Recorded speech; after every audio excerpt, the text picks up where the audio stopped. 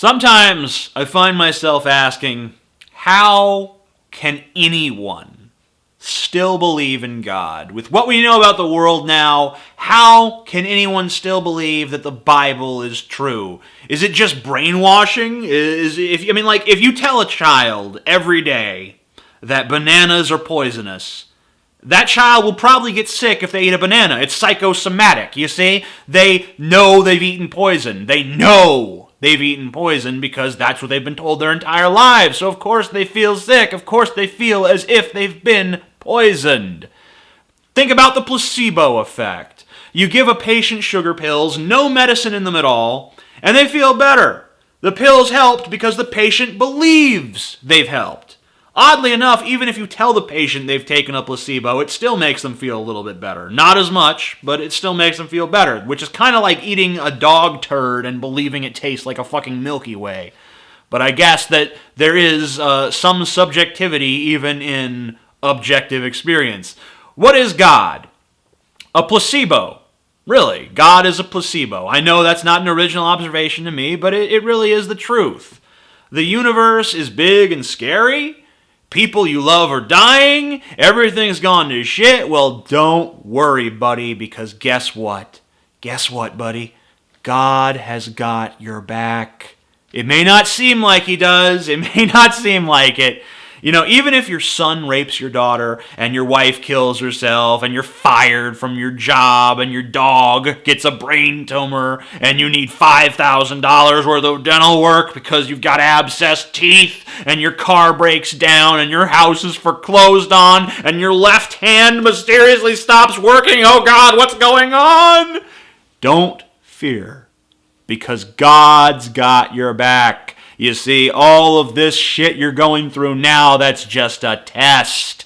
That's just a test. Of course it's just a test. That's not what life's all about. Once this pitiful mortal body dies, you will go to heaven, a land of eternal bliss, where you will basically float on a cloud of silk and play Xbox and get blown by whatever kind of person or thing you want to get blown by, or if you want to get blown at all. And if you're a female, then you're getting eaten out.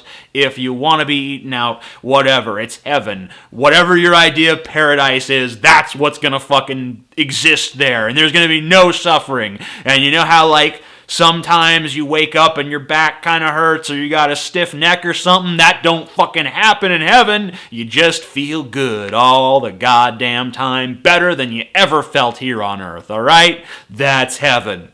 And it's a placebo. It's a placebo. It doesn't really do anything but make you feel better. That's all it does.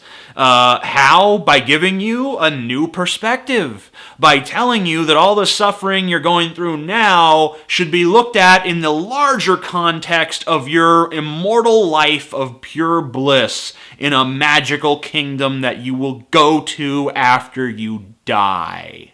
And why does God want to do this for you? It's because He loves you. He loves you, and He loves you unconditionally. Well, maybe not quite unconditionally, now that I think about it. There are some conditions, actually. You do have to love Him, which is kind of hard, because He is, honestly, a bit of a fucking cock. Not that there's anything wrong with cock, but there's, you know what I'm saying. He's an asshole. Not that there's anything wrong with assholes. He's a bad fucking guy. That's what I'm saying. He's a bad guy. And you have to worship Him. You have to literally get on your knees and fucking be like, God, I am a piece of shit, and you're fucking awesome, and can you give me strength, and you give me wisdom, and you give me a ping pong table. You don't have to give me a ping pong table if you don't want to, it's just a suggestion. That's worship, and you have to give money to God. Well, more precisely, you have to give money to the priests and preachers and TV evangelists who claim that they can talk to God better than you can. There is a bargain that religious people make, and the bargain goes like this. I will be a mindless drone here on earth that does whatever the fuck I'm told, but then when I die, I get to go to heaven. I get to have pure bliss for all time. And that bargain was probably something a lot of people needed when life was infinitely more cruel than it is now. And of course, some people's lives still are very cruel. But today, we have technology, we have medicine, we have infrastructure, we have culture, we have new understandings of the world and our place in it and what our place in it could be in the future. We have things that make our lives less like a pointless struggle and more like a productive enterprise. Humanity, I gotta tell you, your blessings will not come in the next life. Your blessings have come in this one. And they have been delivered to you, not by God, not by religion, not by the priests. They have been brought to you by science. They have been brought to you by reason. They have been brought to you by human emotion and human instinct. Not by God and not by dogma. Jesus claimed to heal the sick. Well, guess what? Science actually has. God could destroy cities with his wrath. And guess what? Now man can do that too.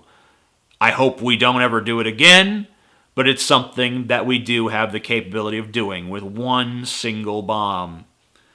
God said he'd give you bliss and freedom from suffering and immortality. Well, science has given us a higher quality of life. And it's given us freedom from many forms of suffering, and it frees us from more suffering all the time. Science has given us a higher quality of life. What God and Jesus and all the other gods throughout human history have claimed they would do, science has actually done. And science continues to improve our lives. One day, it might even give us immortality. Hey, if you enjoyed this video, be sure to comment on it, rate it, subscribe to my channel, follow me on Facebook, Twitter, and Tumblr, and buy my book. It's down below.